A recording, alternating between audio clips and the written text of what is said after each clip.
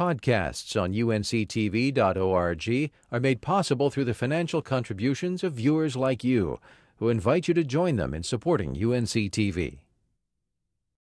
The Asheville Department of Parks and Recreation is a driving force in the community's vibrant art scene. Producer David Huppert and videographer Peter Bell hitch a ride on the city's latest attempt to deliver arts programming throughout the city.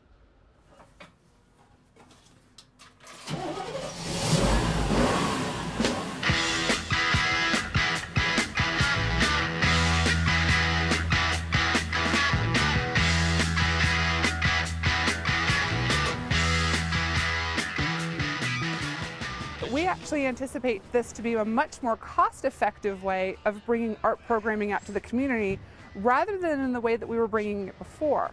Before, we were relying solely on our recreation centers to be the venue for these arts programs, which meant that we had to have art supplies in every single one of those venues.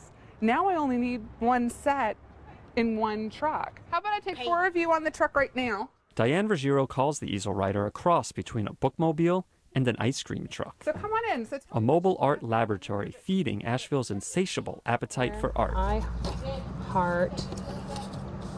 And then there's your burger. We've been faced with a lot of budget cuts in the city of Asheville over the past few years. It was getting more difficult for us to use the rec centers as that arts venue. And so this really just enables us to kind of just go where the people are now and not rely on them to come to where we're at. Okay, so let me go ahead and hand everybody their paper. As Asheville's Superintendent of Cultural Arts, Ruggiero saw an opportunity to expand the role of public art, despite decreased funding for her department. That looks cool. I like that one. Her canvas? An old 1984 bread truck destined for the city's surplus lot. It's called the Easel Rider. It's an Asheville mobile art lab with everything in it. It's really cool. It actually looks a lot better now than it did when we first inherited it. So this is really recycling or upcycling in its truest form. You need a cardboard piece still? And you want to make one too? Okay. Unlike traditional traveling exhibits, the Easel Rider curates each stop depending on where it's parked and who it's serving. We're going to go and find different things around us, or we can cut out some different objects. With construction paper, you can cut out silhouettes of your hand.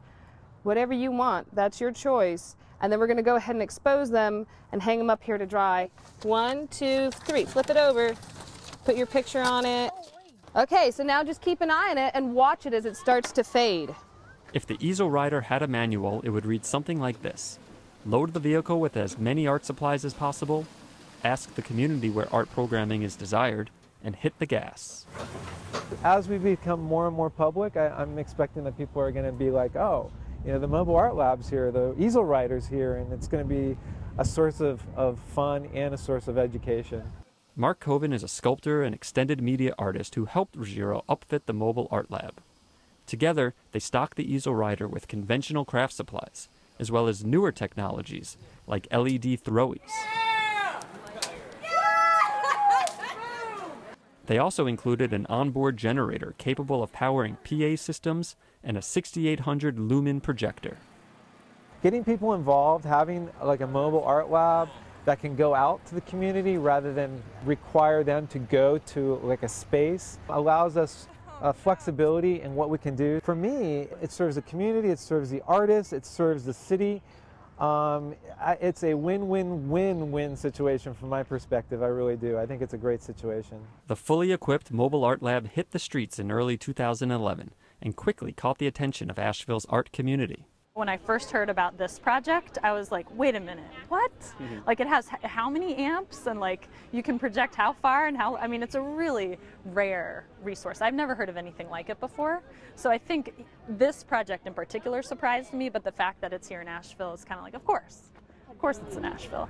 Elmer's book art focuses on community collaboration. So when the Easel Rider honked its horn asking for help at the Asheville City Market, she eagerly obliged. I was invited by the city of Asheville to come and do recycled bookmaking as a part of sort of an Earth Day celebration at the market.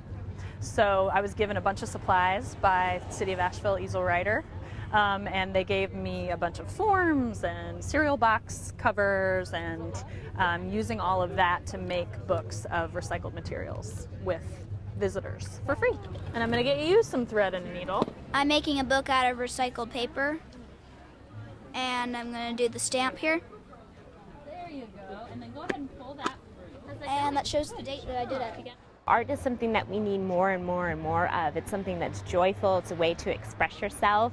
And so I think that that's really the goal of the Easel Writer, to find those gaps in the community where there isn't art and try to bring that to the community and have people really enjoy it and embrace it. So I think it's a wonderful thing. I love fish burgers.